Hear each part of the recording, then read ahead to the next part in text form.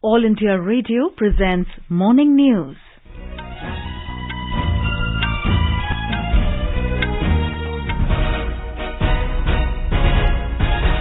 Good morning. I am Sarabjit Kaur and with me is Sunil Verma. The headlines. India's GDP grows at 8.4% in second quarter of current fiscal. Lok Sabha to take up Assisted Reproductive Technology Regulation Bill, while Rajya Sabha to discuss the Dam Safety Bill today.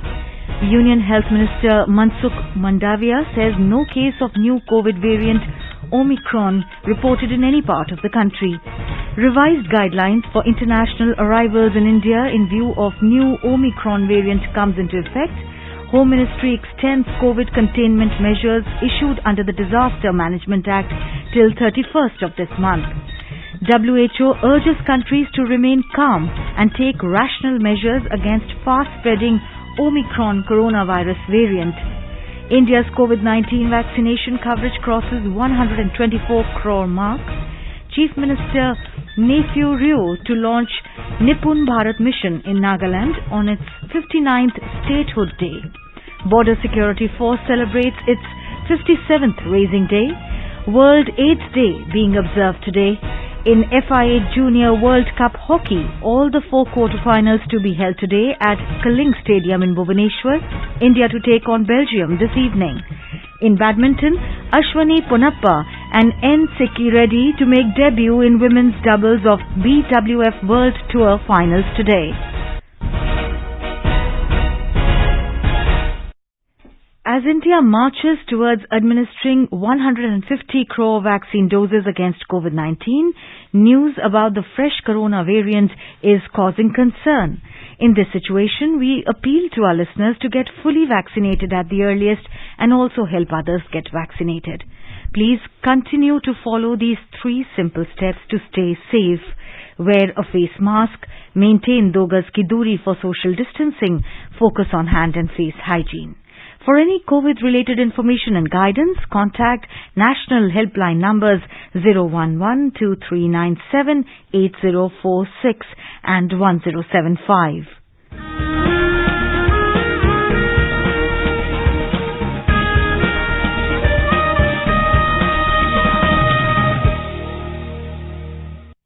As our nation celebrates the 75th year of independence, a series of events are being organized by the government as a part of Azadi Ka Amrit Mahotsav.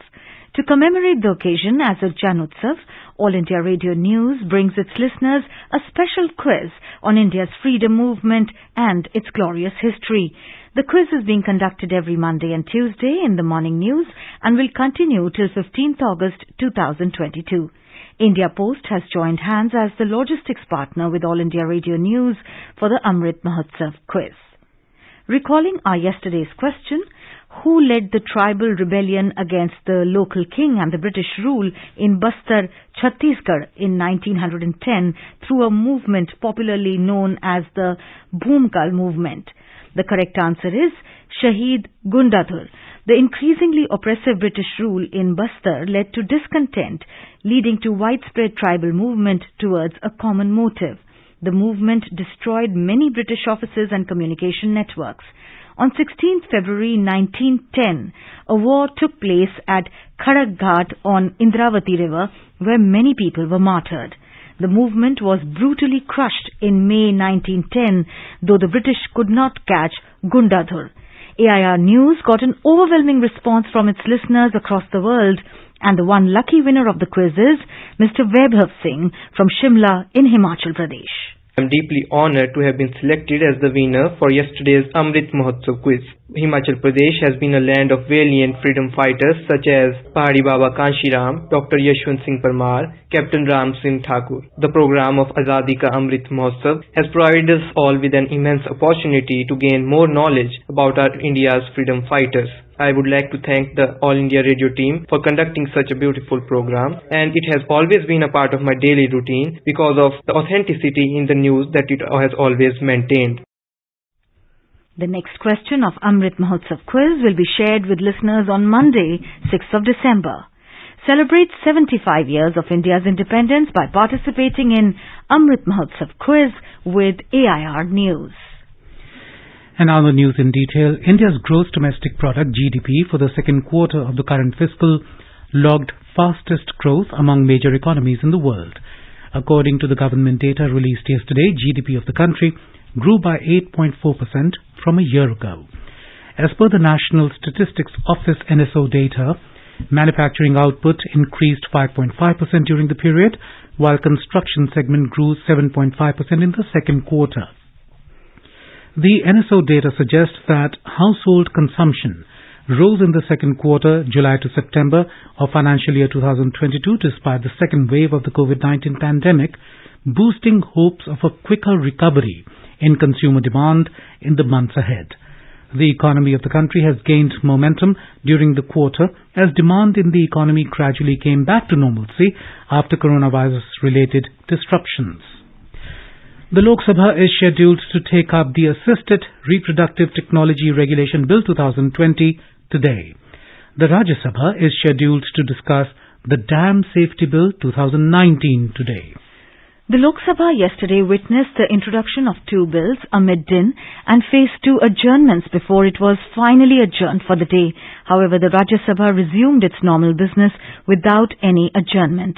When the Lok Sabha met for the day, opposition members, including from the Congress and the DMK, staged a walkout against the suspension of the 12 Rajya Sabha members. TRS members were in the well shouting slogans during the question hour. Speaker Om Birla requested the agitating members not to indulge in sloganeering. Later, he adjourned the House till 2 p.m. When the House reassembled at 2 p.m., TRS members resorted to sloganeering in the well, seeking a bill on MSP and a uniform food grains procurement policy. There had been no improvement in the situation at 3 p.m. with the TRS members shouting slogans by standing in the well. However, amid the continuing din, two bills were introduced.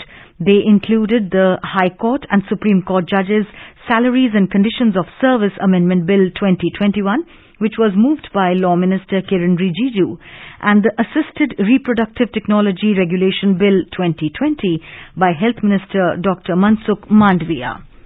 Speaker Om Birla's repeated appeal to the agitating members to maintain calm and go back to their seats were not heeded. Mr. Naidu said action has been taken by the House and not by him. He said the erring members have even not expressed remorse for their behavior and action taken in this regard is final. Later, the opposition members, including from Congress, the DMK, AAP and RJD, staged a walkout. Post-lunch, when the House reassembled, the Leader of the House and Union Minister Piyush Goyal made a statement regarding the suspension of 12 members. He said by their unruly behavior, the MPs have denigrated the image of the House, which the country has watched on 11th August in the Rajya Sabha. Union Health Minister Mansukh Mandviya has said no case of Omicron, the new COVID variant, has been reported in any part of the country. In a reply to a question in the Rajya Sabha, Dr. Mandviya said that so far the new variant has been reported in 14 countries. He informed that all precautionary measures are being taken to prevent the virus from entering into India. The Health Minister informed the House that although the COVID situation in the country is under control, the threat of the virus is still prevailing. He also reiterated the Prime Minister's appeal of following COVID-appropriate behavior to check the spread of COVID-19.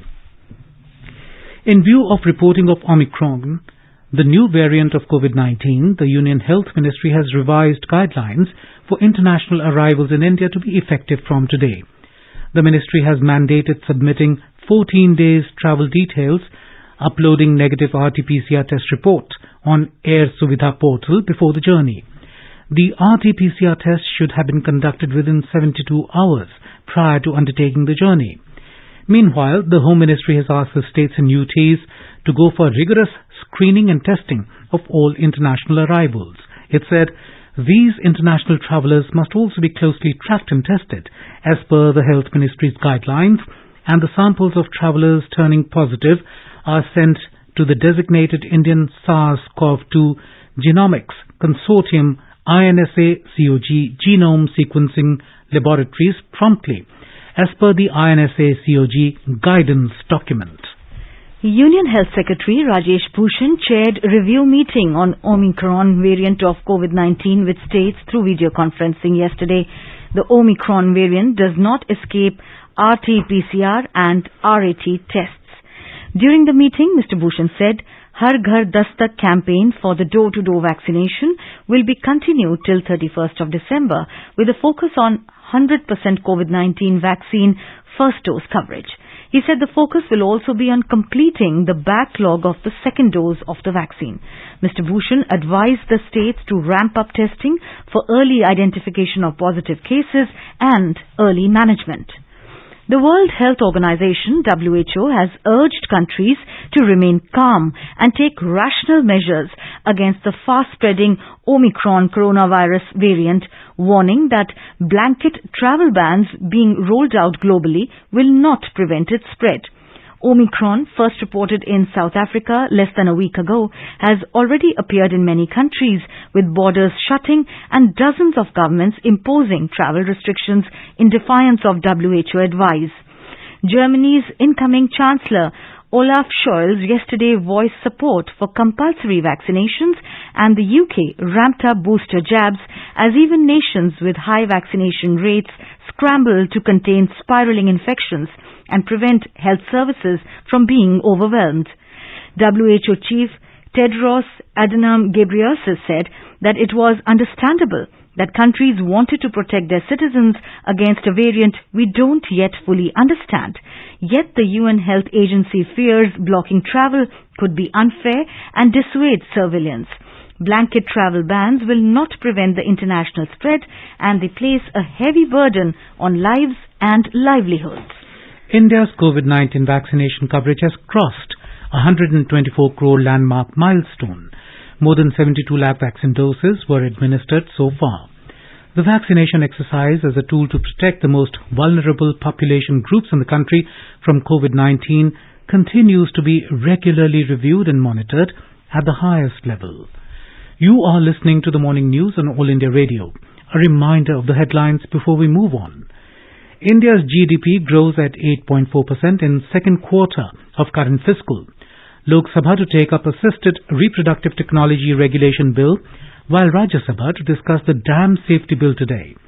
Union Health Minister Mansukh Mandavia says no case of new COVID variant Omicron reported in any part of the country. Revised guidelines for international arrivals in India in view of new Omicron variant come into effect. Home Ministry extends COVID containment measures issued under the Disaster Management Act till 31st of this month. WHO urges countries to remain calm and take rational measures against fast-spreading Omicron coronavirus variant. India's COVID-19 vaccination coverage crosses 124 crore mark. Chief Minister Nephew Rio to launch Nipun Bharat mission in Nagaland on its 59th Statehood Day. Border Security Force celebrates its 57th Raising Day. World AIDS Day is being observed today. In FIH Junior World Cup Hockey, all the 4 quarterfinals to be held today at Kalinga Stadium in Bhubaneswar. India to take on Belgium this evening. And in badminton, Ashwini Ponnappa and N. Siki Reddy to make debut in women's doubles of BWF World Tour Finals today. For quick news updates round the clock, follow us on our Twitter handle at AIR News Alerts. Nagaland is celebrating its 59th Statehood Day today. It became the 16th state of the Union of India on 1st December 1963. The formal inauguration of the state was done by the then President of India, Dr. S. Radhakrishnan. On this occasion, a state-level program will be held at Civil Secretariat Plaza in Kohima this morning. Nagaland Chief Minister Nephew Rio will take the salute from the marching contingents. Marking the occasion, the Chief Minister will launch Nipun Bharat mission in Nagaland, besides inaugurating a photography exhibition on the glimpses of the history of the state. The state-level program will also be live-streamed on the MyGov Nagaland's YouTube channel. On the occasion, Governor Professor Jagdish Mukhi has extended warm greetings and good wishes to all citizens of the state. In Nagaland, the stage is all set to celebrate the biggest cultural extravaganza of the state, the Hornbill Festival, which is known as the Festival of Festivals, starting from today. The Hornbill Festival also coincides with the Statehood Day, and this is the 22nd edition. The 10-day festival will witness the glimpses of the Naga culture, traditional and contemporary, in the spirit of unity in diversity. The grand opening ceremony will begin at 4 p.m. More details from our correspondent. Nagaland, the land of festival, is all set to welcome the people from across the country and abroad to the most renowned cultural extravaganza, the Hornbill Festival, Festival of Festivals, showcasing the glimpses of Naga culture, tradition and contemporary in one roof at Naga Heritage Village. The grand opening ceremony will begin at 4 p.m. this evening at the Naga Heritage Village, Kisama, a 12 km away from the state capital, Kohima. Governor of Assam and Nagaland, Professor Jagdish Mukhi, will be the chief guest of the opening ceremony, while Chief Minister Nipurio will be the chief host and advisor of Tourism, Art and Culture, Mr. Kekove Yapatomi, as the festival host. Ambassador of Israel to India, Mr. Nior Gilon, United States Consul General, Ms. Melinda Pavet, and Consul General of Germany, Mr. Manfred, will be the guest of honor. Last year, the event was held virtually in view of the COVID-19 pandemic. However, keeping in view of the emerging new COVID variant, several COVID SOPs are put in place for travelers and tourists. This is Asanya from AIR News, Kohima. President Ramnath Kovind has greeted people of Nagaland on the Statehood Day. In a tweet, Mr. Kovind said, "The rich culture and traditions of Naga tribes enrich our unity in diversity." The President recalled the warmth of the people during his visit in 2017. He extended best wishes for a bright future of the people and the state. Border Security Force BSF is celebrating its 57th Raising Day today. On the eve of the Raising Day yesterday, Director General of Border Security Force BSF, Pankaj Kumar Singh, said that strict border patrolling along with deployment of surveillance devices has drastically brought down cases of cattle smuggling between India and Bangladesh. Briefing media in New Delhi, Mr. Singh said only 18,000 cattle were caught this year compared to nearly 1.7 lakh cattle per year 2 to 3 years ago. He said so far, as Punjab and Jammu border is concerned, drone flights are a cause for concern. Mr. Singh said, "We have had at least 67 sightings this year itself." He said, by and large, these are coming down with drugs, mainly heroin, and we have been able to shoot down drones twice. Home Minister Amit Shah has conveyed best wishes to all BSF personnel and their families on the 57th Raising Day of Border Security Force. In a tweet, Mr. Shah said BSF is the country's first line of defense, and it is an excellent example of might, courage and dedication. He said the whole country is proud of their valor and sacrifice to protect the motherland even in difficult circumstances. Today is World AIDS Day. It is marked on 1st of December every year to highlight the work done to eliminate the epidemic. The day is also observed to extend support to those who have to live with the life-threatening condition caused by the human immunodeficiency virus, HIV. The first World AIDS Day was observed in 1988. HIV remains a major public health issue that affects millions of people across the world. The virus attacks the immune system and reduces its resistance to other diseases, thereby putting the life of the patient at risk.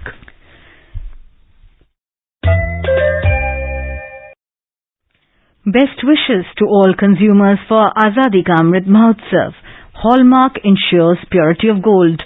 Always purchase hallmarked gold jewelry.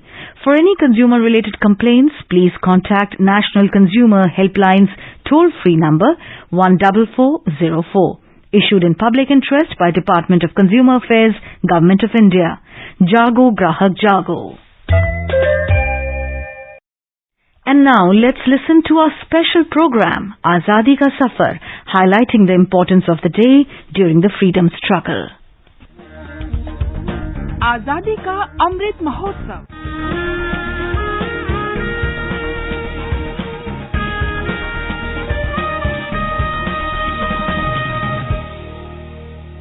Azadi Ka Safar with AIR News. Birth of a Nation. India's glorious freedom struggle is one of the greatest struggles the modern world has ever witnessed. AIR News brings you a glimpse of this struggle every day.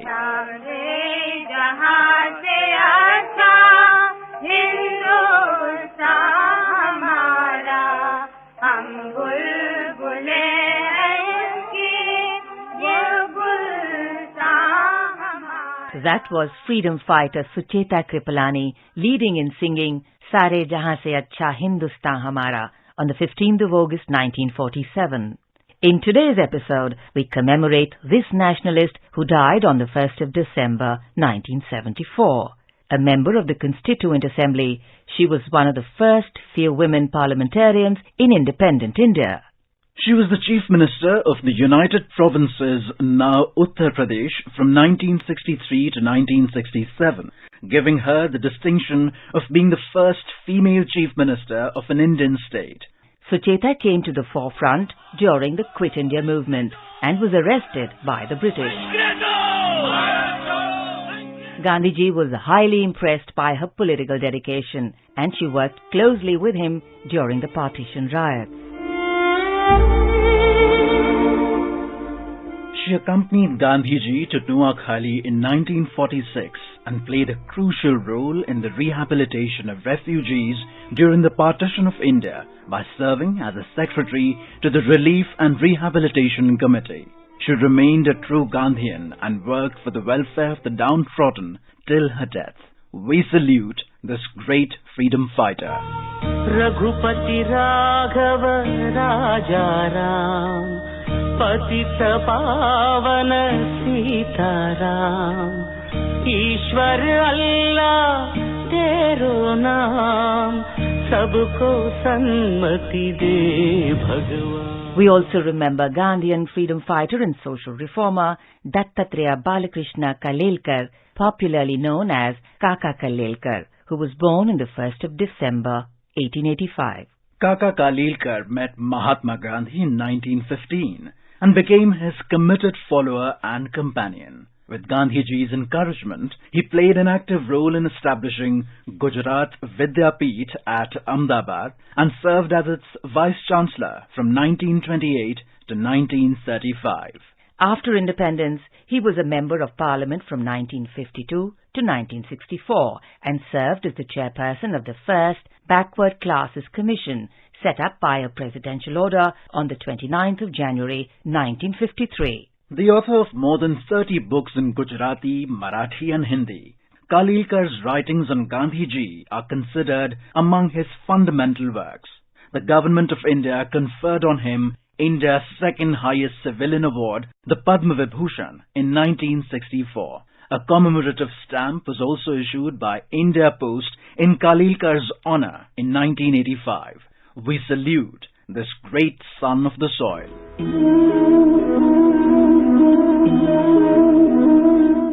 We also remember freedom fighter, diplomat, and one of the world's leading women in public life in the 20th century, Vijayalakshmi Pandit, who died on the 1st of December 1990. We present to you her words on international cooperation during a speech in the Constituent Assembly. India cannot afford to ignore the international aspect. In this age of the building up of one world, we cannot talk about separating nations. We have to work in order to build up that world of which India shall be a worthy partner.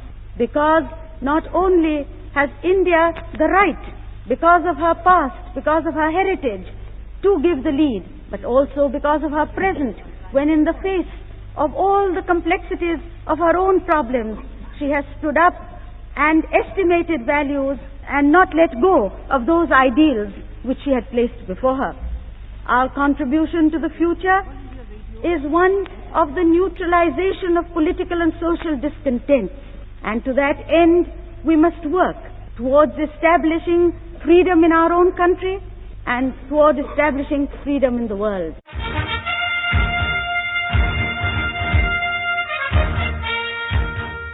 We also remember freedom fighter Raja Mahendra Pratap Singh, who was born on the 1st of December 1886.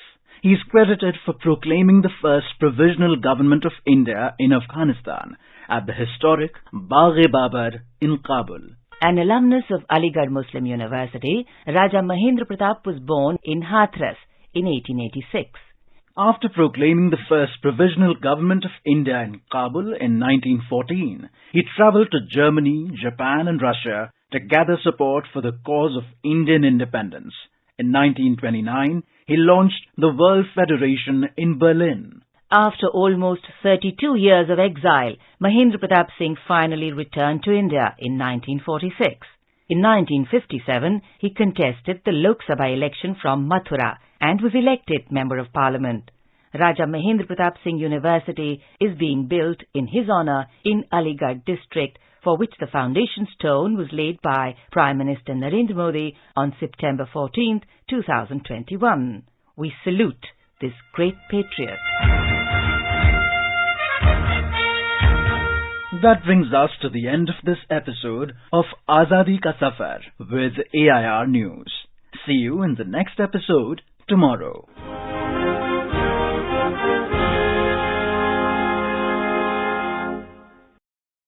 In FIH Junior World Cup Hockey, all last 8 engagements will be held today at Kalinga Stadium in Bhubaneswar. All India Radio will broadcast the commentary live on the quarter-final match of FIH Junior World Cup Hockey between India and Belgium from 7:25 p.m. to 8:55 p.m. or till the end of the match. In badminton, two-time Olympian Ashwini Ponnappa and her partner N. Sikki Reddy are making their debut in the women's doubles of BWF World Tour Finals today. The Indian pair will take on Japanese pair of Nami Matsuyama and Chiharu Shida this morning. In men's singles, Lakshya Sen will take on world number 2 Kento Momota of Japan, while former world number 1 Kidambi Srikanth will lock horns against Frenchman Thomas Junior Popov. And now let us take a look at the weather update for today. The national capital Delhi and Mumbai will have partly cloudy sky. Chennai is expected to have rain or thunder showers, while Kolkata will have mainly clear sky. And now an overview of today's newspapers. The two topics, the new coronavirus variant and the stalling of parliament proceedings, are at centre stage in most newspapers today. Under the caption Variant of Concern, High-Risk Cases Being Watched for Omicron, headlines the Hindustan Times. The Times of India headline reads, Omicron Effect, Doubts Over Moderna Vax Efficacy, Royal Markets. Rajya Sabha adjourned for day as opposition stage walkout over suspension of MPs, writes the Statesman. On the financial front, GDP grows 8.4% in Q2, states the Business Standard. With Barbados becoming a republic, the Asian Age carries a picture of Prince Charles and other dignitaries. Barbados, a republic, drops allegiance to Queen. And finally, taking charge. The Indian Express has a picture of the newly appointed Chief of Naval Staff, Admiral R. Harikumar. And now, before we end the bulletin, the headlines once again. India's GDP grows at 8.4% in the second quarter of current fiscal. Lok Sabha to take up Assisted Reproductive Technology Regulation Bill, while Rajya Sabha to discuss the Dam Safety Bill today. Union Health Minister Mansukh Mandavia says, no case of new COVID variant Omicron reported in any part of the country. Revised guidelines for international arrivals in India in view of new Omicron variant comes into effect. Home Ministry extends COVID containment measures issued under the Disaster Management Act till 31st of this month. WHO urges countries to remain calm and take rational measures against fast-spreading Omicron coronavirus variant. India's COVID-19 vaccination coverage crosses 124 crore mark. Chief Minister Nephew Rio to launch Nipun Bharat mission in Nagaland on its 59th Statehood Day. Border Security Force celebrates its 57th Raising Day. World AIDS Day being observed today. In FIH Junior World Cup Hockey, all the 4 quarter-finals to be held today at Kalinga Stadium in Bhubaneswar. India to take on Belgium this evening. In badminton, Ashwini Ponnappa and N. Sikki Reddy to make debut in women's doubles of BWF World Tour Finals today. And with that, we end the morning news. Have a nice day.